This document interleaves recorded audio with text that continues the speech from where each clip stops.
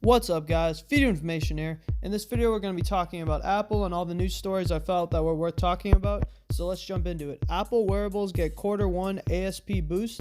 Global shipments of wearables grew 55% year over year to 49.6 million units during Q1. According to new IDC data, wrist-worn wearables continue to dominate with a 63.2% share, but air-worn devices grew 135% year over year to a 34.6% share. Apple remains the wearables leader, with its ASPs increasing from $426 in last year's quarter to $455. Apple's shipments increased by nearly 50% year over year, and it held 26% of the market. Rounding out the top 10, you have, however you pronounce that word, 68% year over year with a 13% share. I believe it's Huawei, 282% year over year and a 10% share. Samsung, 152% year over year and a 9% share. And then, of course, at the bottom, as it always is, Fitbit with 36% year over year and 6% share. All right, next up we have, I thought this one was interesting. Apple cracking down on kids' app tracking. The Wall Street Journal investigates apps sharing user data with third parties without permission, and sources say Apple plans to tighten its privacy requirements, starting with kids' apps. Reporters Joanna Stern and Mark Seikata tested 80 iOS apps, most of which were promptly promoted in the App Store, and found that all but one used third-party tracking for analytics, marketing, or ads. That's really bad. The other apps averaged 4 trackers each. The kid-focused app Curious World was sending the child's age, name, and tap books to Facebook. That's terrible.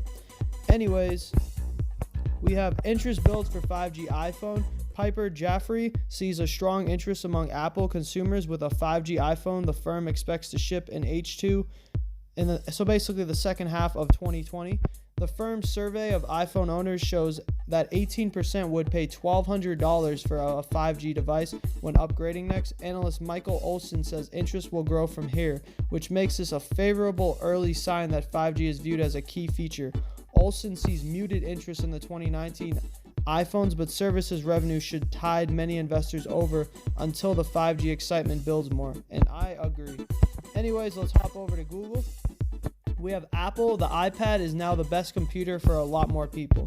So there's a little cool photo of Apple's Craig Federite introduced iPad OS at WWDC. If you're not sure who that is, then he is actually the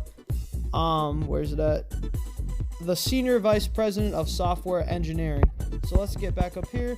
This time last year, the iPad and tablets in general faced an uncertain future after years of declining interest from customers. But in the past 18 months, Apple refreshed its low-end iPads and redesigned its high-end iPad Pros, prompting consumers to buy so many tablets that Apple saw its strongest iPad growth in 6 years during just the first 3 months of 2019. And with iPad OS, new software specifically designed for the tablet introduced in 2010 and famously called a magical device by then CEO Steve Jobs, Apple is making it pretty clear that the iPad has an increasingly important place in the company's product lineup. So here are 10 of the best new features for iPad OS: a new home screen, improving multitasking, full desktop Safari, better file management, plug-in drives, camera support, font support, faster editing, Apple Pencil markup, and Sidecar. Now, if you don't know what Sidecar is, this lets you use the iPad as a second monitor and a drawing tablet, parentheses, when paired with the Apple Pencil for your Mac. So pretty cool stuff. And come on, go back. We had one more article to read, and then I will be done with this video, guys. Did I not hit news? What? It's probably because we got new news stories that just jumped in front of a lot of the ones I was going to read. Well, I did want to mention this. Apple is shutting down iTunes after 18 years. It's finally shutting it down, so that is definitely interesting. But there was one more.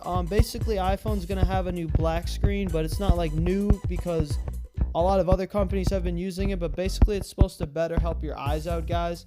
And I guess we can read this one. Apple iOS 13, top new features. So we have... Seriously, you're going to make me read the article? Of course I want to read the article. iOS 13 will deliver a slew of features to your iPhone when it launches this fall, taking on Google's Android Q OS. Once again, in a never-ending battle for your heart and soul. That is so perfectly said. The announcement came at Apple's annual WWDC Developer Conference this week in San Jose. Sounds dramatic, but with Android on about 90% of the world's phones, Apple has had its work. I don't know why we have a parenthesis.